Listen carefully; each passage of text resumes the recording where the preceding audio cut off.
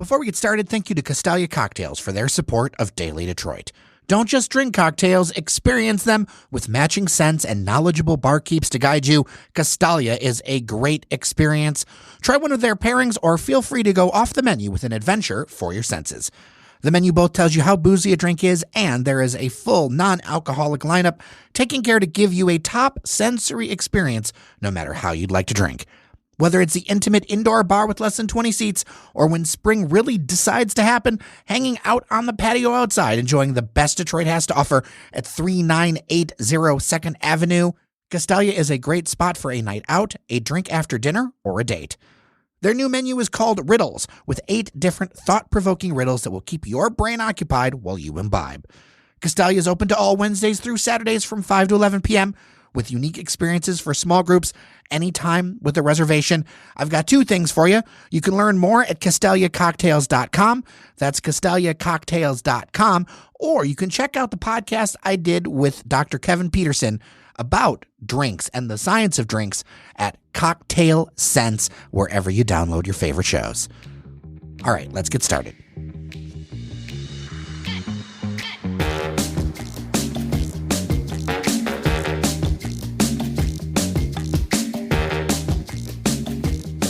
Hello, everyone, and welcome to your Daily Detroit, coming to you from the studio at Tech Town in Detroit, Michigan. I am Jer Stays, and across the table from me on this Friday, March 29th, none other than the return of Mr. Devon O'Reilly. How are you, sir? Reports of my demise have been greatly exaggerated, Jer. I was just hiding out in the overpass under 75 there. I mean, I don't know. Were you being why. a troll? I was. I don't know why you couldn't find me. I was around. I was just underneath the I-75 overpass there. We're going to get into where we've been in a few different topics, but what is your gut reaction for the avalanche of feedback that you are anti-progress, Devon O'Reilly? Well, it's the first time I've been accused of that. No, I take it all in stride. It's part of the business. To be clear, if you are just catching up to this and you don't know, a couple of weeks ago, there was the news item that I-375, there's a idea to cap it, money to research the proposal. And Devon, I don't think you were against it. I think you raised a valid question.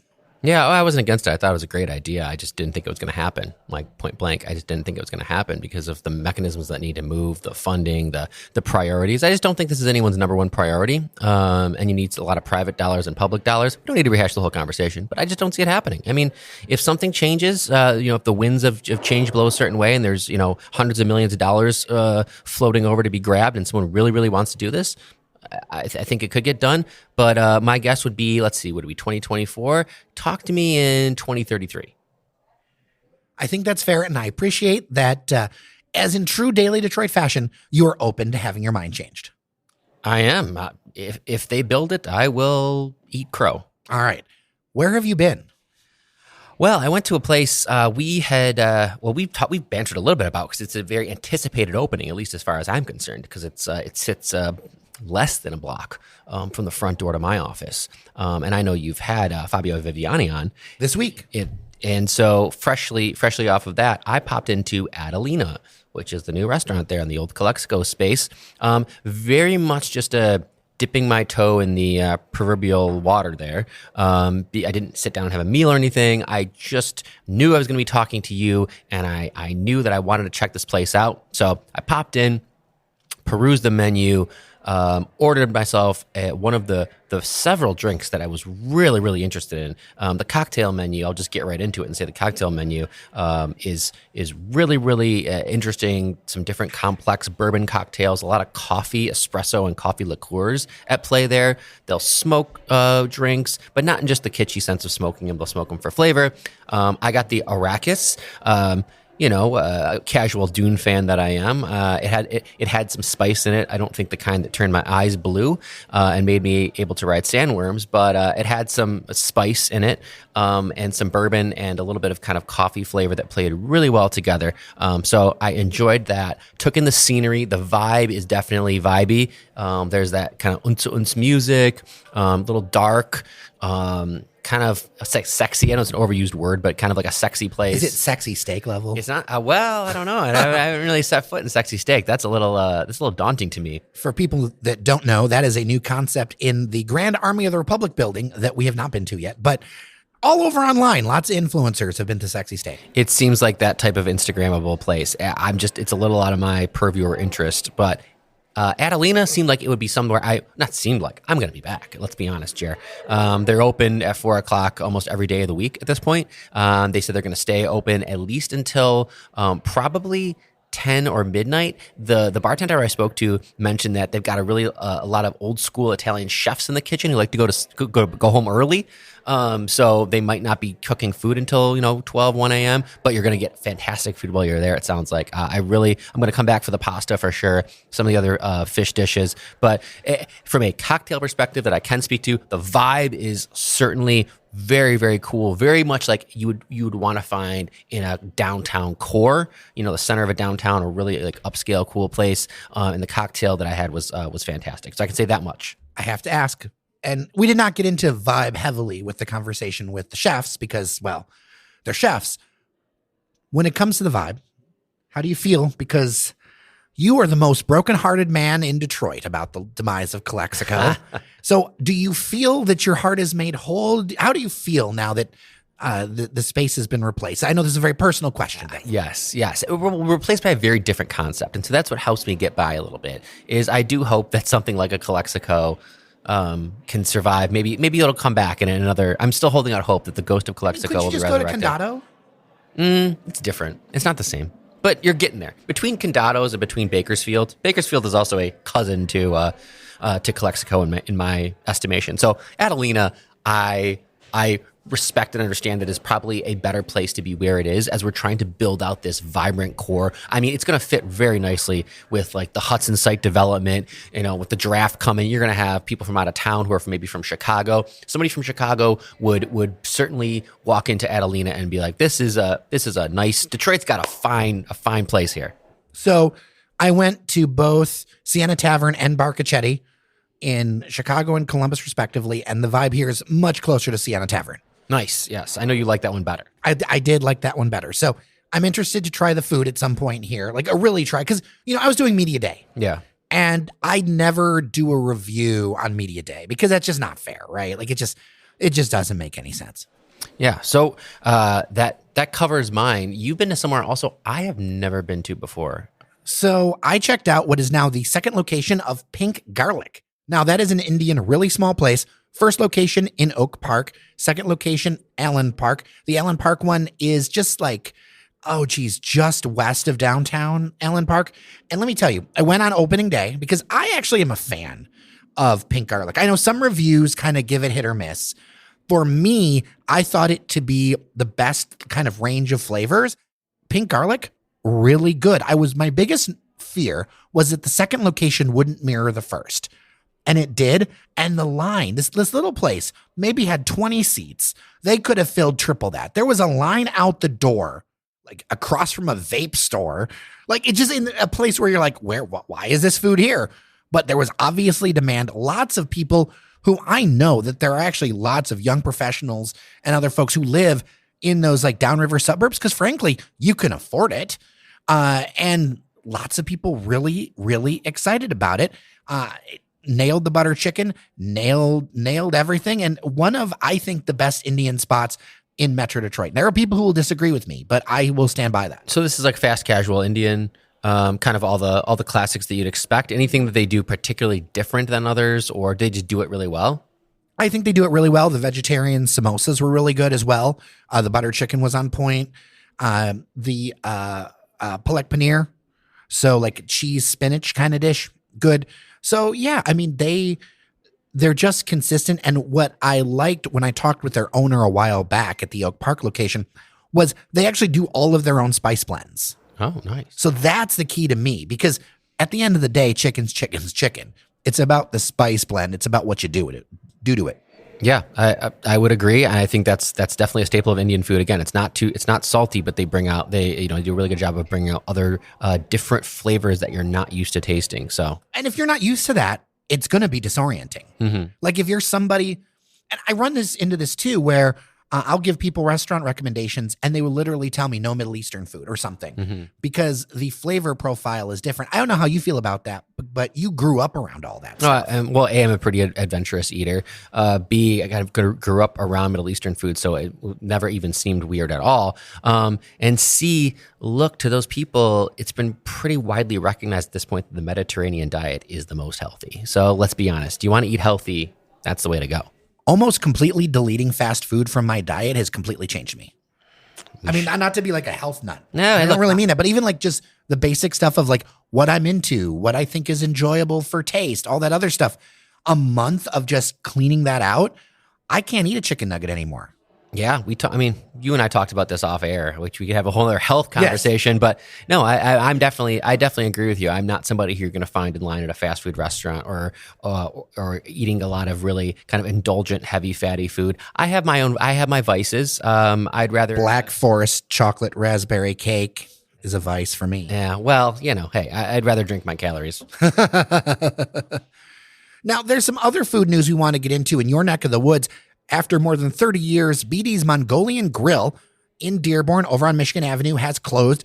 It's in this kind of strip area that's kind of walkable, also has parking out front. Interesting in like kind of like a downtowny kind of way.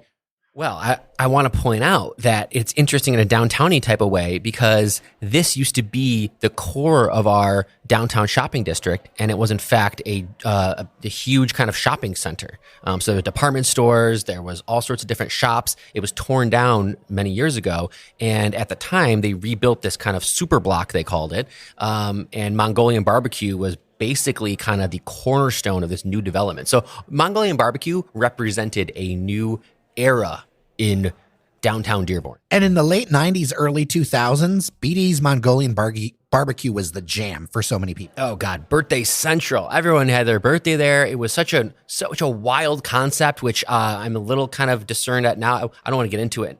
I don't want too much into it right now unless you want to ask me more about it, but I hadn't been there in like 10 years. A lot of people hadn't. And when I posted about this on Instagram, I got lots of interesting feedback, including a piece of knowledge to remind me that I had forgotten about.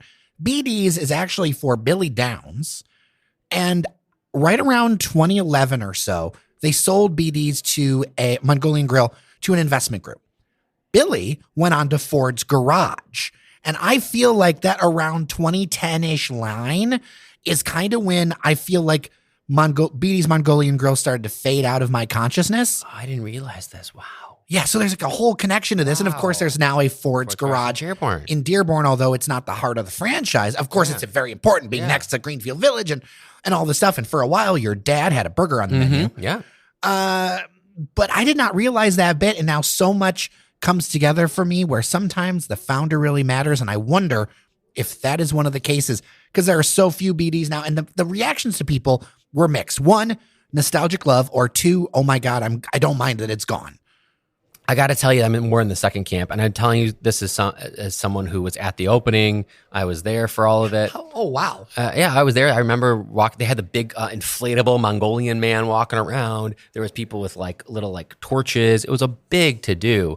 So it was a big deal. But as time went on, again, Jared, like anything else, proliferation of other places to eat, other options. I just didn't go there as much. The concept started to kind of lose interest with me where like you go through a buffet. For anyone who hasn't been to a Mongolian barbecue, essentially you go to a buffet, you get your bowl, you put a bunch of like raw vegetables and raw meat and fish into it, which I have a problem with that now on its face. The mixing of everything. Just mix it all, raw vegetables and fish, just put it together. Then you take this up to the big grill area and you've got a bunch of like cooks with huge metal poles on a giant flat top grill, and they just throw your bowl on there and just start chopping it up, swinging crap around, and boom, pick it up with their little poles, slide it into your bowl. You've got your Mongolian barbecue bowl. I mean, it's definitely more show than it is substance. It's just basically kind of like a stir fry. You know what I mean? Like I could also just kind of stir fry. I could also just stir fry my own bowl for like $5 instead of like 25. I mean, I'm just saying it's gone, so we can say this. But all right, man of Dearborn, you got to have some ideas. What would you, in a perfect world, especially because this is your neck of the woods, what kind of places would you like to see there in the future? Oh, goodness, Jerry, I'm glad you've asked, because no one thinks about this more than me, except for maybe someone like, Jordan Twardy, the head of economic development in Dearborn, who I'm friends with, and we talk all the time. So I was thinking about what should go there, what I'd like to see there. We've got a lot of culinary options in Dearborn, but there's still a couple blind spots, so to speak. I think we could really use kind of a modern casual Italian. We have a couple old school Italian joints. We've got, Tigliani, which is very small. I love Tigliani, but very small, very upscale. I think like a casual coastal Italian vibe place could do really, really well there. The food is very approachable. I also think that, of course, a gastropub, anything like maybe like a microbrewery to even like a Bobcat Bonnie's, I think would fit perfectly there. There's a brunch place called Avenue Brunch in West Dearborn right now that literally has lines out the door. I've mentioned this. So there's certainly a demand for a brunchy type of place. And then I could see like a seafood steak place. We actually don't have that. We had Kiernan's closed in the last, handful of years. We've had a couple other like steakhouses go by the wayside on Diamo closed. So I think there's definitely a demand for really good kind of steaks and seafood. So if I had my druthers, something in that regard would be the concept that goes in. I don't have a lot of say over it other than just speak it out into the ether and see what happens. Earlier this week, I was at an event for the NFL draft in the spot where the stage is going to be on the Monroe blocks. Right there in downtown Detroit. I probably could have seen you from my office. Jared, I know you and I almost took a picture of your building and been like, hello, Devon, but I didn't want to be a creeper. That's okay. I may or may not have been there, but I also learned that the Starbucks at the bottom of your building is getting rehabbed. Jared, surprise update. Since I'm in that building, you're right. Not only is it getting rehabbed, I have reason to believe that it may be open by the time you're listening to this podcast. Ooh, fancy. So look for that. But back on track, the NFL draft announcement was basically to talk about these street closures around that entire Monroe block area of Monroe, Randolph near Greektown, that whole thing. Those streets are all going to be closed off because they're building this gigantic stage. And then next week is going to be the announcement of closures of East Jefferson, which is really going to mess with people. I put this out on social media, kind of got two reactions. One, really excited. Two, if I work downtown, it's either I'm going to jump into this like madness or I'm going to try to stay away from it as much as possible. Because I feel like the vibe is about to be very strong with all of this stuff. Yeah, I mean, I think you and I talk about it and we're in it so much that it can't be overstated enough how big this is going to be. Just from a activity boom, an event boom, a disruption boom to some people, but absolutely, like anyone who works downtown is going to be completely disrupted. They're basically closing down the streets in phases, as you mentioned. They're going to keep going, and then eventually they're going to close down Griswold. They're going to close down, Larned, and they're literally, Jared, going to create this giant, Woodward. It's all going to be closed. So I could speak as a worker of downtown. What it seems like employers are doing is a lot of these employers, larger ones, have kind of put their heads together and are realizing that maybe we shouldn't make our workers come down this week, and definitely not on Thursday, but probably the whole week at least. So I think a lot of employers are understandably kind of saying like, don't worry about coming in this week, because you are absolutely right. If you are someone who works in downtown Detroit and you have to park anywhere near downtown, absolutely forget about it. One thing that was notable in this was a lot of talk about supporting the small businesses in downtown Detroit, because they went to Kansas City and seen that whole event there. There's two things: supporting small businesses and making sure that it's part of downtown, which is different than Kansas City. And then two, security was a big thing that they said that they're going to have, I think, 60 different detectors around the zone. And basically every Detroit police officer that's not on like medical leave is going to be available and on duty for this weekend. Yeah, and I think we'll talk about this more whenever you want to have me on, Jared, and probably with other people. But I think people, the door is always open. People need to kind of understand that this whole draft situation, there's basically a couple different versions of it. One is if you want to actually go kind of into the pit, into the masses with your Lions jersey on and be kind of in there in campus marshes, you have to pre-register. You can't just walk in and show up. And it's free. Key, and you should do it through the app. They also have ambassadors that will help you. Sure. But through the app, if you've got a smartphone, is the best way to go. And I would say do it early. Yeah. If this is something that you really care about, sign up for that pass early so that you can get in there and be a part of it. And one thing about feedback that I saw, we mentioned about like seeing the experience. I do know that there's going to be a lot more like video screens and things like that around the entire kind of campus. Exactly. So that's the other point that I was going to make, was that if you want to be in it, you're going to have to register ahead of time. But if you just want to be kind of on the fringes and just take it all in, that is free. You don't have to register. Just be cognizant of parking. I really hope the weather's okay, because I strongly suggest you consider some kind of transit options. Either download your scooter apps and know how to ride a scooter. Get ready for a queue line and park along the queue line path. Maybe park up here in Midtown and take the queue line down. There's going to be lots mover, for that. The people mover. Like, just get in your mind like transit options. Another option is your non-football loving friend dropping you off. The last thing I want to hear though, Jer, is this. I don't want to hear people listening to the show complaining about how expensive Ubers were, because we're telling you, do not try and take an Uber. Or I'm telling you that.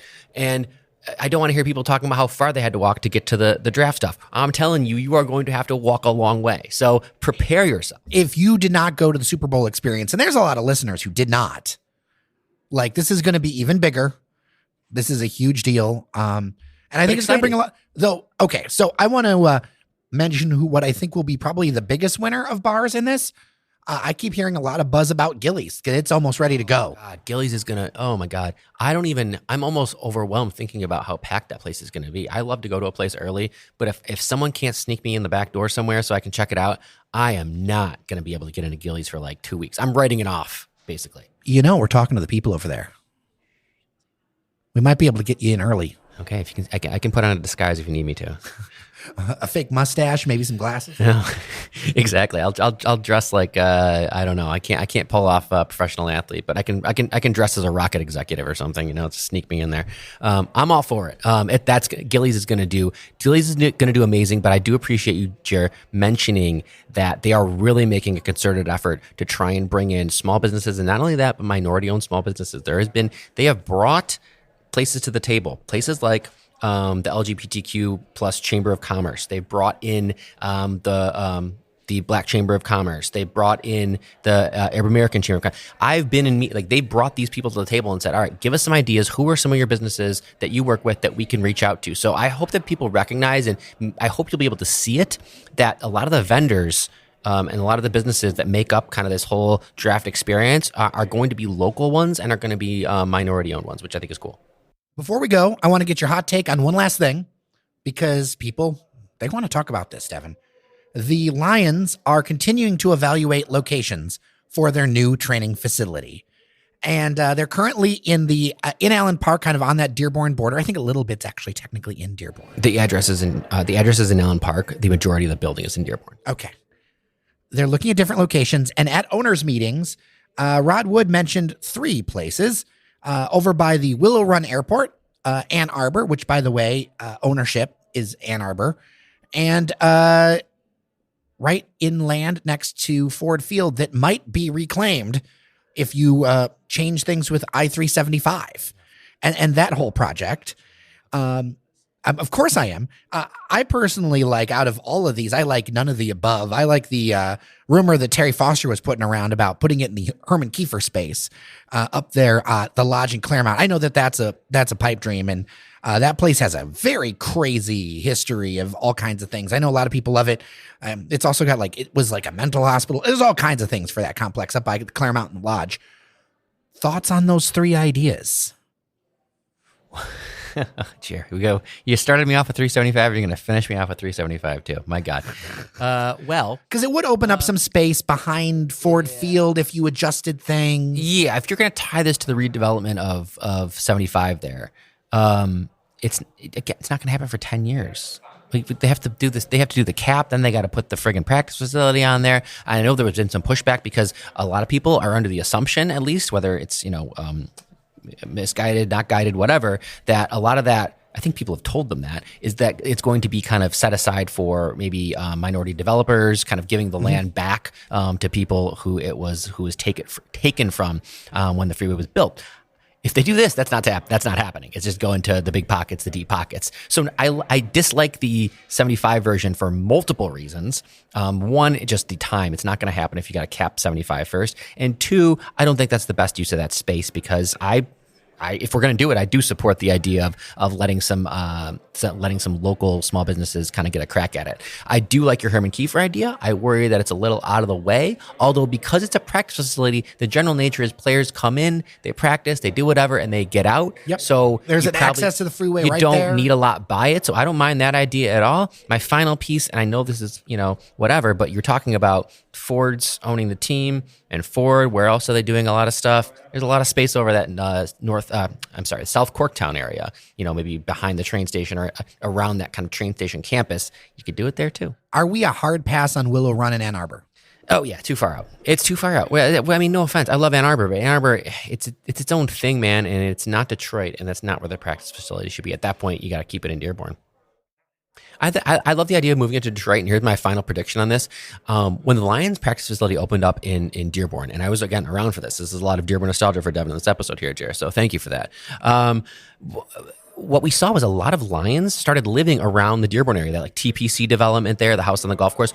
At one time, there was a ton of Lions that lived in some of the different condo complexes and houses around the practice facility. There still are, but not as much as there used to be. But what I'm thinking there is that if you do stick it downtown in Corktown or somewhere in kind of a mid-towny area, you might actually pull some players into the city, which I've always loved to see. I think that more professional athletes should live in the city. You and Sam Robinson, man, you're going to pull them right into the residences at Water Square if that happens. Well, now I know what to bring up next time I see Sam, because we will agree on that. Well, thank you so much for listening to your Daily Detroit, both today and throughout the week. I appreciate you very much. Do not forget to leave 5 stars on your favorite podcast app, or if you can swing it, become a member, patreon.com/Daily Detroit. With that, I am Jer Stays. I'm Devon O'Reilly. Remember that you are somebody, and we'll talk next week.